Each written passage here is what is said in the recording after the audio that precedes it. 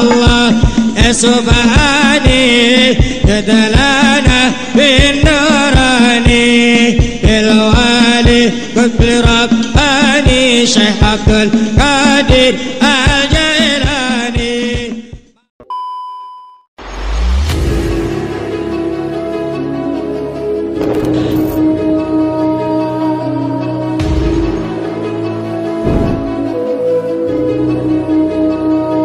Assalamualaikum warahmatullahi wabarakatuh. Sahabat keramat wali, di pembahasan kali ini kita akan membahas tentang Al-Imam Al-Faqih Al-Muqaddam. Al-Imam Al-Faqih Al-Muqaddam merupakan gelar yang diberikan kepada Sayyidina Muhammad bin Ali bin Muhammad Sahib Mirbad. Ayahnya seorang pendiri tarekat Alawiyin yang menurunkan 75 leluhur kaum Alawiyin dan seluruh sesepuh Alawiyin yang berada di Asia Tenggara. Al-Imam Al-Faqih Al-Muqaddam dilahirkan di Tarim, sebuah kota di lembah Hadramaut, Yaman Selatan, pada tahun 574 Hijriah atau bertepatan dengan 1176 Masehi. Sayyidina Al-Faqih Al-Muqaddam merupakan keturunan Rasulullah Shallallahu Alaihi Wasallam dari cucunya, yakni Sayyidina Al-Husain radhiyallahu an. Para ahli nasab dan ulama juga telah membenarkan nasab ini. Al-Faqih Al-Muqaddam dibesarkan dalam keturunan para salafus sholih dan para sholihin. Gelar Al-Faqih disematkan kepada beliau karena keutamaan ilmunya, dan juga beliau merupakan seorang guru besar yang menguasai berbagai ilmu, khususnya ilmu tasawuf dan fikih. Sedangkan gelar Al-Muqaddam berasal dari bahasa Arab, yakni qadam, yang berarti lebih diutamakan atau yang paling utama. Hal ini dikarenakan beliau semasa hidupnya selalu diutamakan sampai beliau wafat.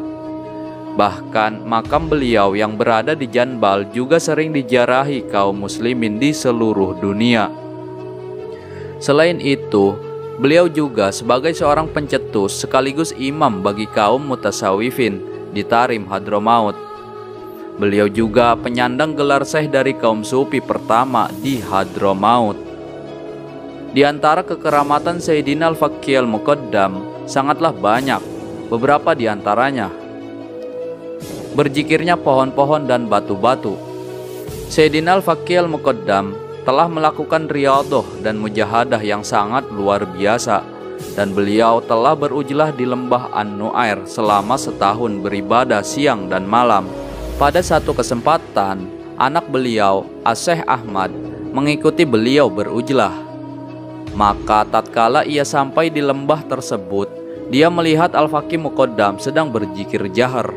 Dilihat oleh As-Syeikh Ahmad, seluruh yang ada di lembah tersebut, termasuk seluruh batu-batuan dan pohon-pohonan, berzikir mengikuti Al-Faqih Al-Muqaddam. Lalu pingsanlah beliau. Syekh Ahmad yang kala itu masih muda. Kemudian ketika dia sadar, ayah beliau, Sayyid Al-Faqih Al-Muqaddam, memperingatinya agar jangan mengulanginya lagi mengikuti beliau berujlah di lembah tersebut.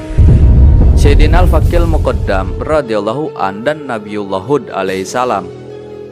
Diriwayatkan bahwa Sayyidina Al-Faqih Al-Muqaddam Muhammad bin Ali radhiyallahu an berkata, "Sungguh sekali dalam satu tahun aku tidak berziarah kepada Nabiullah Hud alaihissalam. Maka ketika aku sedang duduk di satu tempat yang atapnya tinggi, tiba-tiba datang kepadaku Nabiullah Hud alaihissalam yang menundukkan kepalanya ketika hendak masuk. Tatkala ia telah dekat denganku, beliau berkata, 'Wahai Syekh Al-Faqih, bila mana engkau tidak berziarah kepada kami, maka kamilah yang akan berziarah kepadamu.'" Sayyidina Al-Faqih Al-Muqaddam dan Nabiullah Khidir alaihissalam.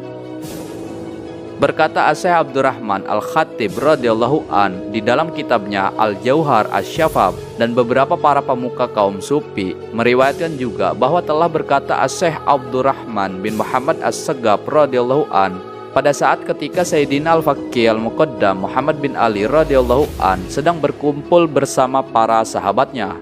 Maka datanglah kepada mereka Abu Al-Abbas Nabiullah Khidir alaihissalam dalam rupa seorang badui, dan di atas kepalanya membawa jabid. Maka tatkala ia mendekati majelis Sayyidina Al-Faqih radhiyallahu an, mengambil jabit tersebut dari kepalanya. Dan jabit tersebut langsung dimakan oleh Sayyidina Al-Faqih Al-Muqaddam radhiyallahu an. Kemudian Nabiullah Khidir alaihissalam itu pergi. Para sahabat Sayyidina Al-Faqih radhiyallahu an melihat kejadian ini, merasa heran dengan kelakuan Sayyidina Al-Faqih radhiyallahu an. Lalu mereka pun bertanya kepada beliau, "Wahai Sayyidina Al-Faqih radhiyallahu an, siapakah orang Badui tersebut?" Sayyidina Al-Faqih radhiyallahu an memberitahukan kepada mereka bahwa Badui tersebut sebenarnya adalah Abu Al-Abbas atau Nabiullah Khidir alaihi salam. Mi'rajnya Sayyidina Al-Faqih Al-Muqaddam.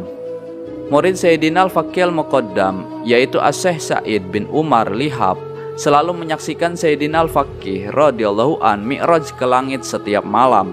Dan hal ini memang atas perintah Sayyidina Al-Faqih radhiyallahu an. Bila mana beliau melihat sesuatu, maka hal tersebut diberitahukan kepada Sayyidina Al-Faqih radhiyallahu an.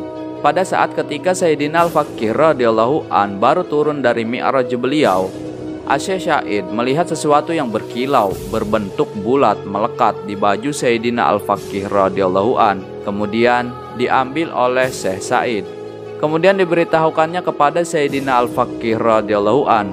Sayyidina Al-Faqih tersenyum dan berkata, "Wahai Lahif, kami mendapatkan yang engkau pegang itu dari langit, sedangkan engkau mengambilnya dari bajuku tanpa bersusah payah." Dari As-Syaikh Al-Arif Billah Fadl bin Abdullah radhiyallahu an berkata, "Sesungguhnya onta Sayyidina Al-Faqih radhiyallahu an mengetahui jalan di langit sebagaimana jalan di bumi." Nah, begitulah riwayat Al-Imam Al-Faqih Al-Muqaddam radhiyallahu an, gurunya para habaib seluruh dunia.